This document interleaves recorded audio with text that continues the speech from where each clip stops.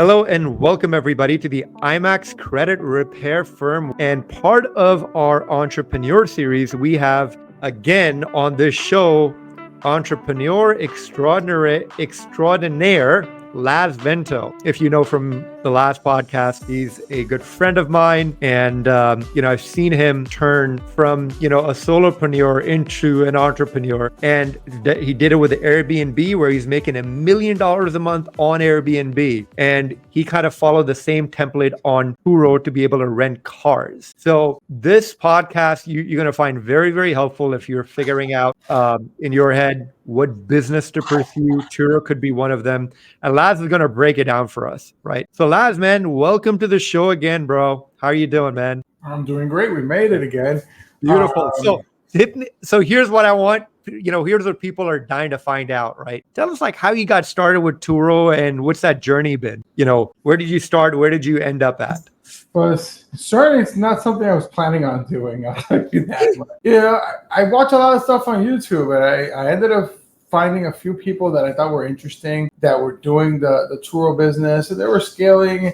And I said, well, that sounds like kind of a fun way to own a few nice cars and maybe make some extra passive income.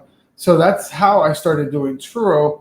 Is that basically I saw a few YouTube videos. I saw a podcast about it a long time ago, and I actually ended up getting into it. This is a funny Airbnb crossover.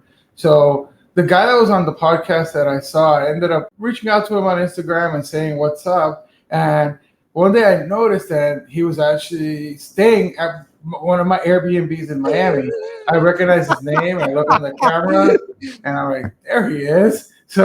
And now I have his number because he's like a big operator, and he kind of gave me some pointers, and we kind of also partnered up on some Airbnb stuff. So that's how I got involved in the Turo business. And what I started doing, there was a couple cars that I thought were kind of cool cars to have. I think the first one we got was an AMG 43 convertible. So, well, that would be a nice car to have. And even I said, I didn't know if it would work. So I said, even if it doesn't rent, that's a nice car to have anyways. So you started with luxury cars and exotics, right? Yeah. Okay, gotcha. And that may not be the answer for everybody. But okay. But for me, it was because the first car I wanted was maybe one or two luxury cars that I rent and cover the payment. Got it. So we were talking about ADUs. It was my ADU of cars. I was like, well, if I could just rent these cars, I did the math. The payment is like $1,800.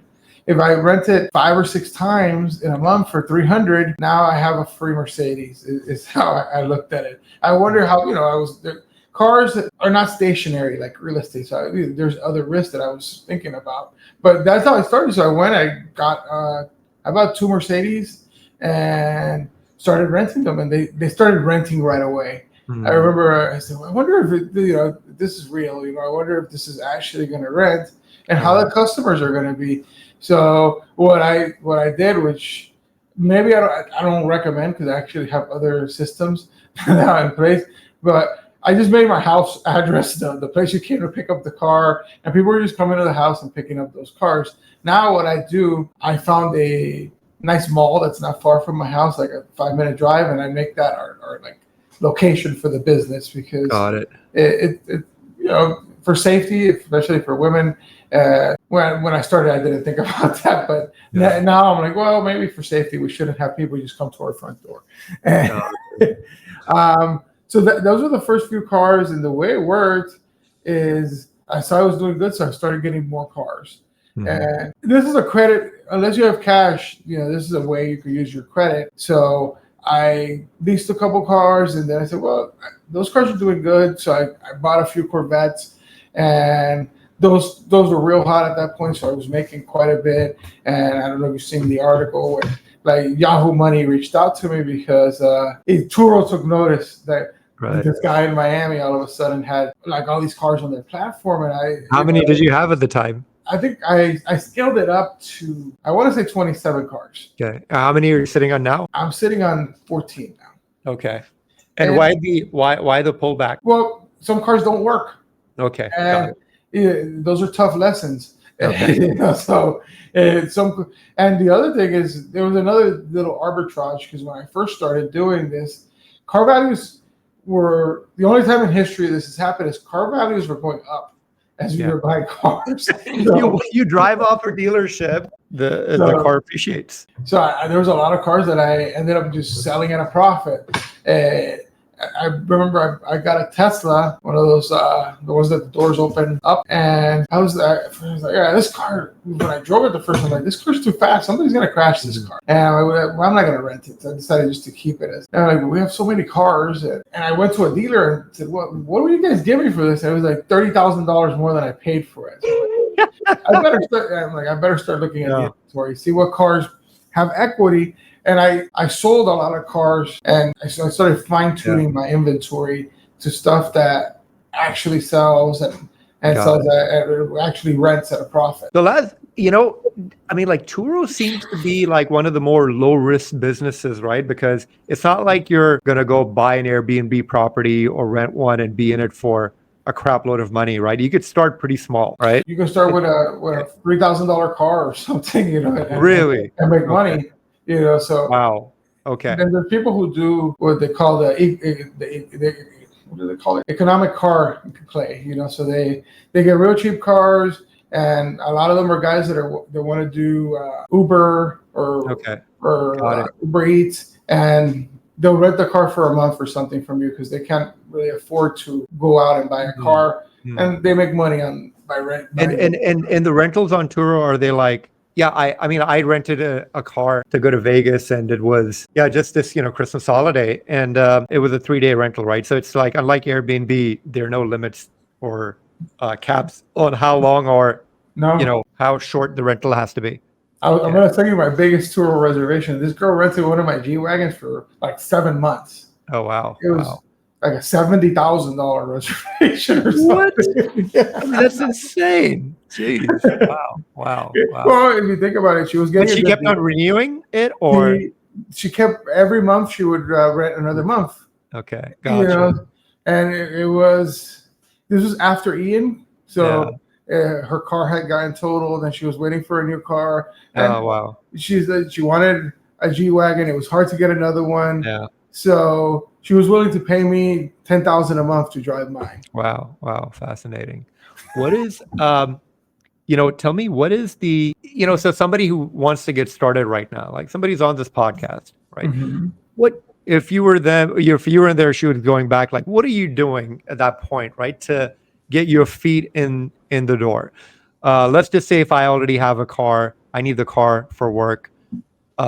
I may need to go buy another car, right? And let's just say if I make like say about 70 to 80K a year or whatnot, like what should I buy and what could I expect, right? So price wise and rental wise, right? So imagine like I'm just making up a demographic avatar of a prospective person, right? This person makes about 70, 80K a year, and they say, okay, I'm going to go buy a $25,000 car, right? They go buy, an SUV, a small SUV or something. So that's what they should start with, not a vehicle.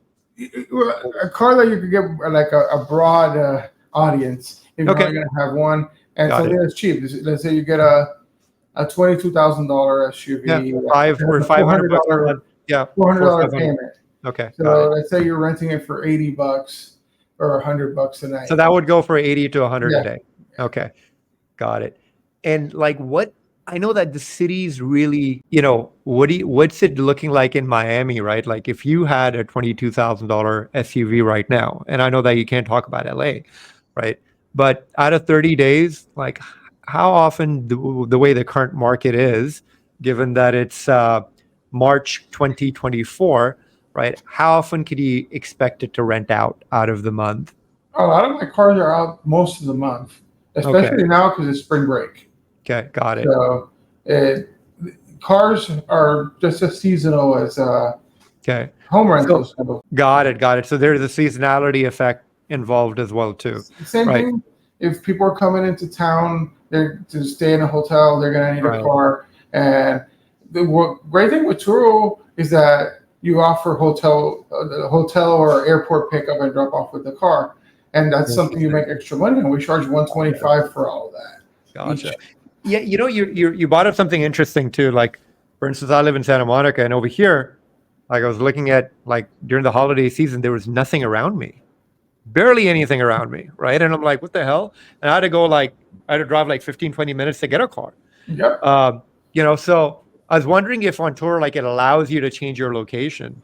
Well, Uh, what you do on Turo is you offer delivery, and you could put okay. up to 50 miles. Okay. So there you just opened up your radius quite a Got bit, it. Got it. Got it. and that person's willing to pay a delivery fee. Okay. Got it. So, because Got it. when you do that, you're going to need a chase car. So you're going to have to either, like with us, we're a family. So one of us will drive and drop off the car. Lately, my wife and my son have been handling that most of the time, Gotcha. the deliveries, and we're close to the airport. So it's not that bad. Okay. And the cars that we have, people are keeping them for 4 or 5 days. So it's not like you're at the airport every day. Gotcha. What's the okay? So somebody could start with one car, mid-size SUV perhaps, or a small SUV in the 20. They could even get a $3,000-$4,000 car, but somebody's making the money, get a reliable car, 20 to 25K. You could rent it out for like $80 a day. From what you're telling me, it's rented out most of the month.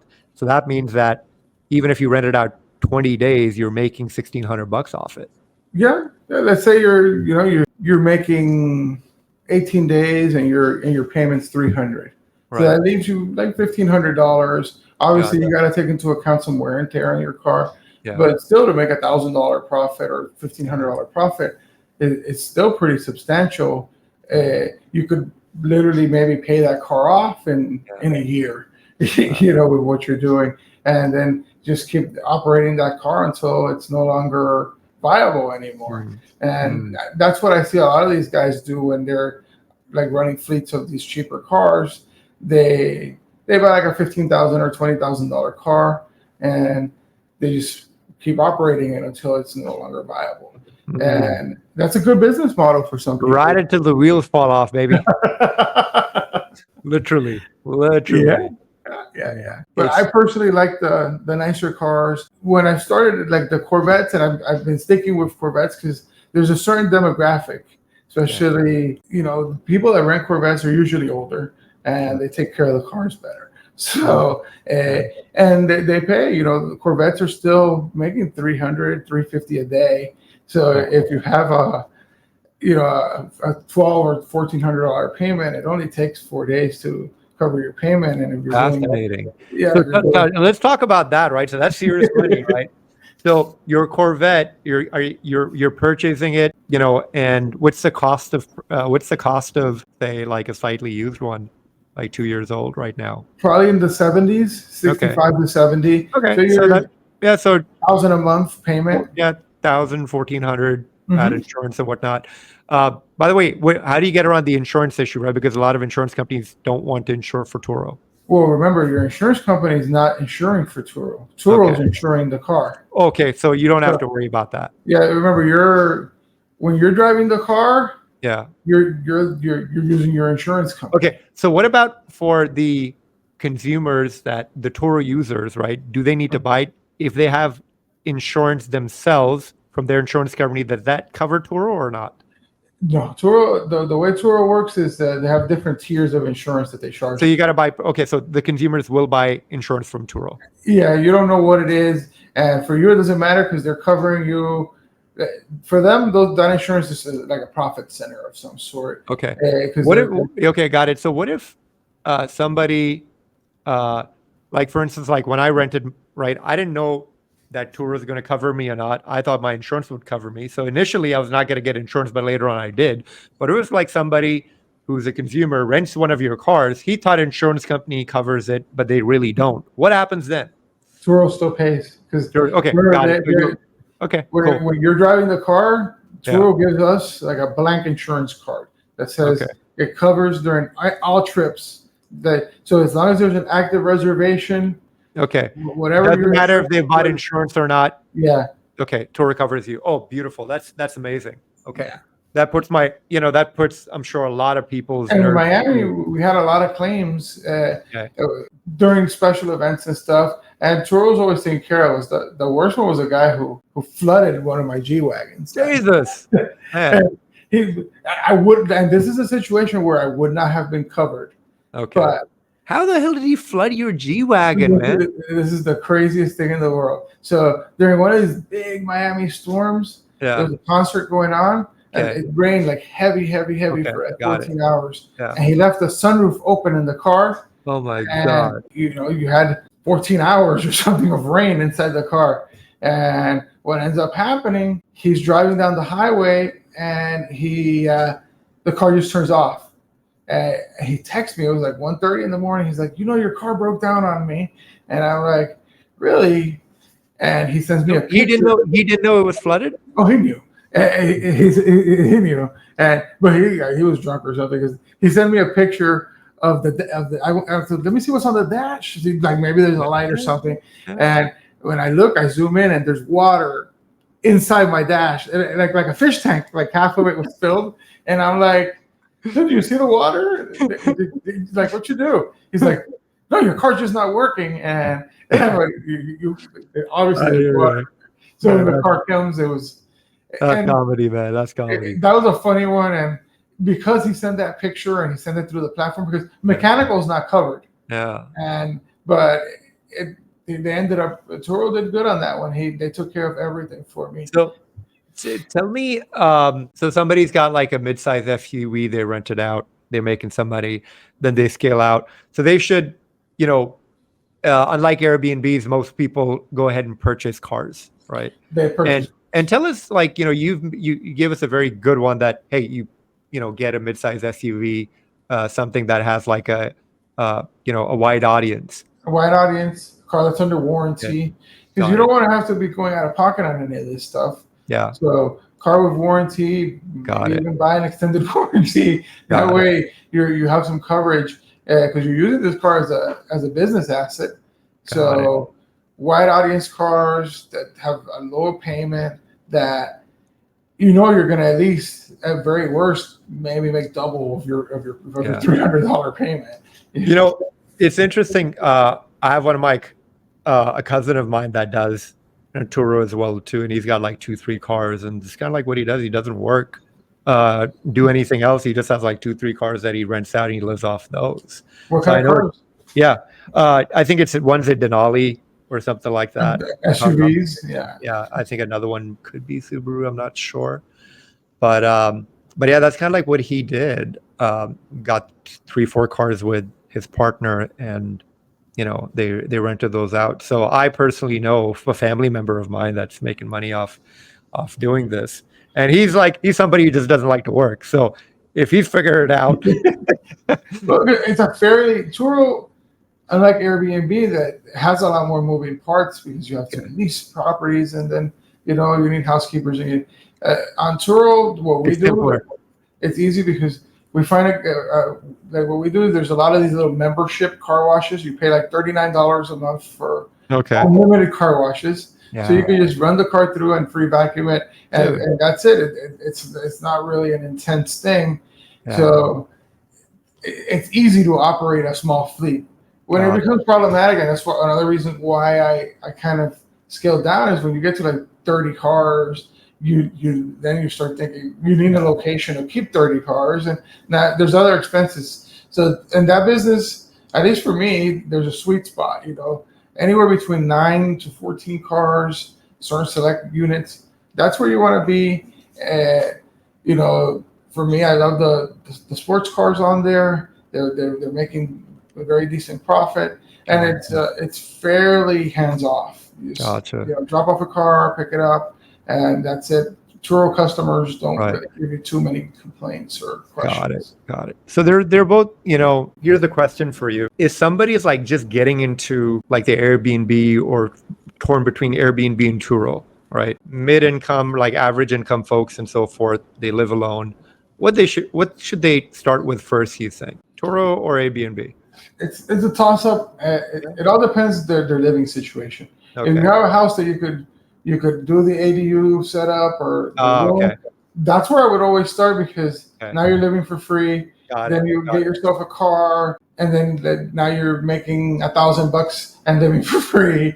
And Gotcha. it gives you some freedom to start with a free place to live, Okay. and then Gotcha. get a free car, and then Gotcha. start making off money off Okay. the car to get more places. Gotcha. So So if you don't have an ADU or you don't have a place set up, then probably go with, get a cheap Turo car. first. Because what I like about Turo is like, the investment is so small comparatively. Yeah, you don't have to furnish a car. You don't have Yeah. to, And you could always sell the car. It's not like you rent out a place and you're stuck with it, you yeah. know. And There's no commitment of a lease. There's, yeah. if you paid cash for a $6,000 or $7,000 car, a year from now, you're still probably going to have $6,000 with some mileage. So even with today's car prices that are going down, a car in that range has depreciated already to that point. So another 10, 15,000 miles aren't going to really change the value by much. Bro, that was one of many pieces of wisdom you gave us today, Laz. Brother, thank you so much in sharing, with an open heart, your wisdom, your expertise with people, and just sharing and giving so freely. I've had so many conversations with you, and you've like been so open with sharing knowledge, and I'm sure people that are listening will take a lot from it, and I hope that someone starts up a business or two. Okay. And Laz, tell us, where could they find you? Like, I know you're going to be offering a tutoring course or a course on Airbnb and on Turo as well too, right? So what's your IG handle? Could you spell it out for us? Sure. It's Brickell Cigars, which is BRCKELL Cigars. BRICK or BRCK? BRICKELL